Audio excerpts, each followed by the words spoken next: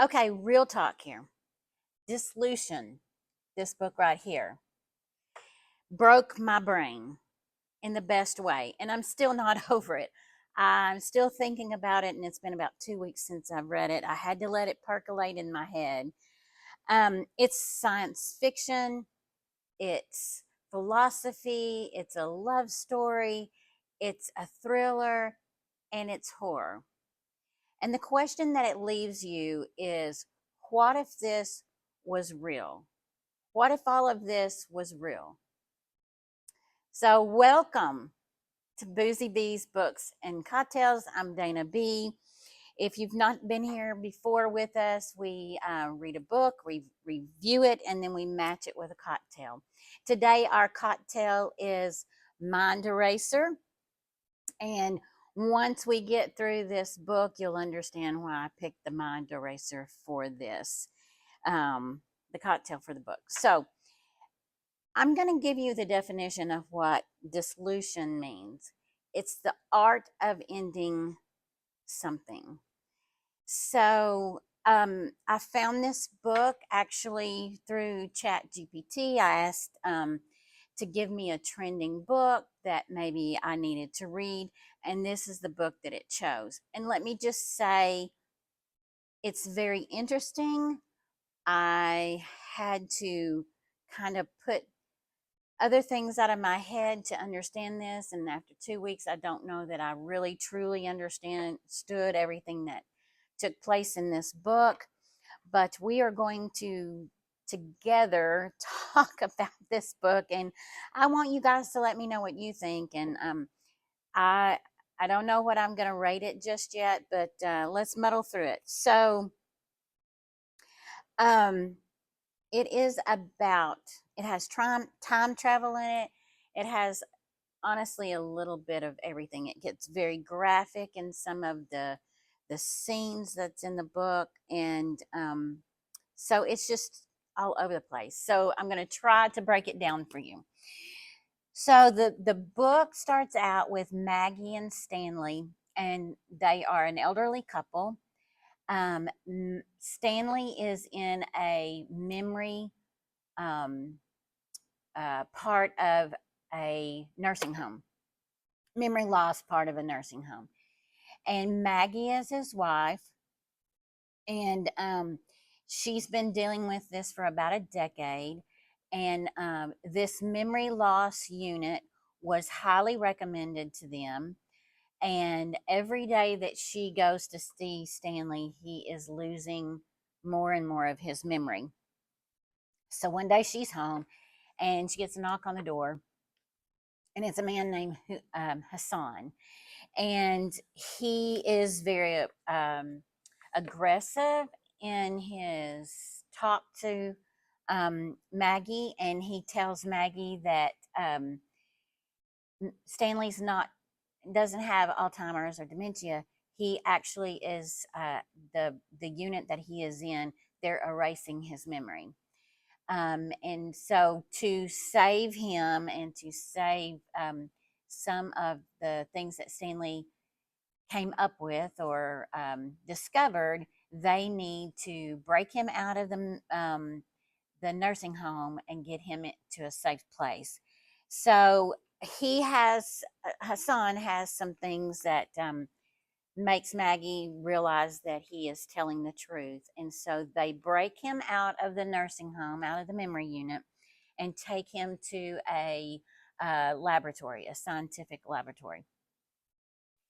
And so things that Hassan tells Maggie leads her to believe that this is the case, that they are actually erasing Stan's memory.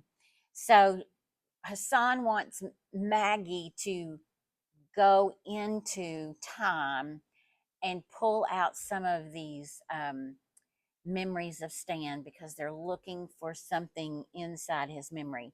So they hook Maggie and Stan up to this machine, and she gets the opportunity to go into Stan's memory. And I find this very interesting, to say the least, that maybe we could go into other people's memories and look at how things come about in their lives. And I'm always questioning people about what they believe and how they believe it. And so for me, it was quite interesting to be able to have the thought of going into the memory, or like Maggie got to go to the memory of her and Stan meeting, and she actually felt what Stan felt about her. Here, she thought she was this ugly duckling, and she was in a bad place in her life, and so she got to see herself through Stan's eyes, and I thought that was very, very intriguing. And then you get to like the it just really got confusing to me because Stan went to a boarding school or a private school, and he got to meet this professor there, and this group of kids, students, were very, very smart, and they played chess all the time. And the professor was blind, and so he played chess through his memory or just his brain. And so they would move pieces, and he would just, call out the moves in his mind. And I thought that was fascinating. And then um, as these young men got older, they were able to do this. And so their professor taught them about minds and memory and memorization, being able to remember things. And so that was very fascinating to me. Um, what I did not quite get is it time jumped where after something happened, Stan was able to, he was became very, very wealthy. And so he went to different cultures and learned about different cultures. And so it really confused me at times. And I don't know if that kind of put me off a little bit. The book was very, let's just say it was very interesting. And maybe it was a little bit above my um, intelligence, I guess. I don't know. I don't know how to say it. It was just very interesting. The premise behind it was very, very interesting. That was one of my likes. So here's my likes. It was very, very well researched. You could tell that. Oh, and I didn't even introduce the book. The book is called Dissolution by Nicholas Binge, um, and he's pretty well known, and so I apologize that I'm just now introducing the book. If you've, so my likes, it was very well researched, very well researched. So whatever he was writing, it seemed very, very real. There were parts of it that I didn't understand.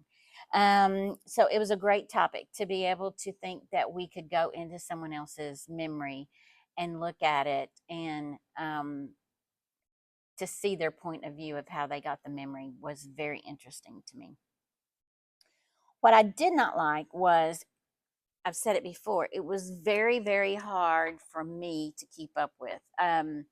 I got lost a few times in some of the time travel, and they would go back into memories and re look at it again and again. So to me, that was a little bit repetitive, but I didn't understand why they did it, because they were actually trying to change some of the things in their time travel, which they weren't supposed to do.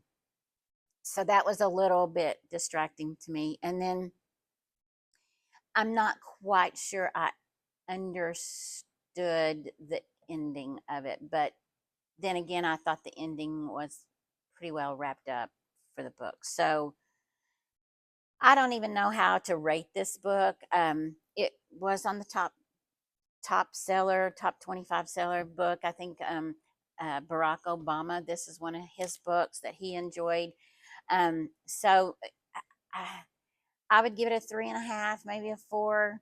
I didn't quite understand all of it, so that kind of put it out there for me. So anyway, if you've read it, I hope that you enjoyed it. Maybe you can come back and explain some of my questions that I have, and maybe make sense of it better than I did, and make me enjoy it a little bit better than I did. So, saying all that, we're going to have a great cocktail, regardless of what the book was. So, like I said, it's called The Mind Eraser, which to me, this made complete sense to go with this book, because they were in people's memories, in people's minds, erasing things, trying not to erase things, trying to make things right. So, I'm using my Waterford tumbler again. I'm so glad to be able to use it again. I love it, and I think everything tastes better in a Waterford. So we're going to put our ice in here.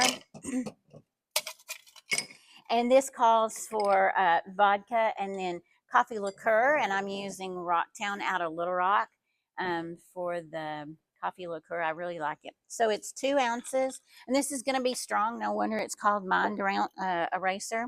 It's going to be 2 ounces of vodka,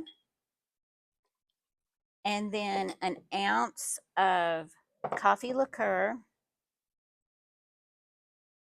And I forget that it's got a cork in it. Ooh, that sounded great. We're going to do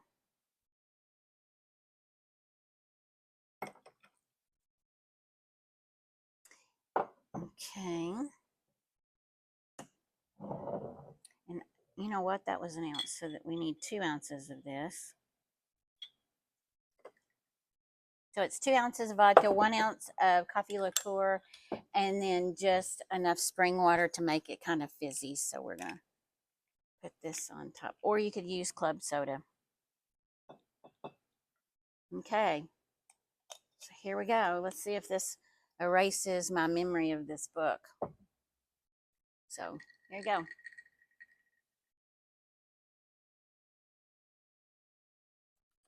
That's pretty good. That's really coffee. Ooh, that's good. It's strong though. Ooh, coffee. All right. So thank you so much for staying with me through this confusing book. I probably have confused y'all as much as I'm confused on it. But give it a read. Let me know what you think. And hopefully you can answer some of my questions. I have not heard of anyone reading this book yet. So maybe we're the first ones. I don't know. It was a 4, let's see, on Goodreads, it was a 4.0 on Goodreads. So there were a lot of people that liked it. So here's my cheer, or my tribute to this. Hopefully that your memories are good enough that you don't want them changed, and no one changes them for you. So cheers. Thank you for sticking with me. Like, share, and subscribe.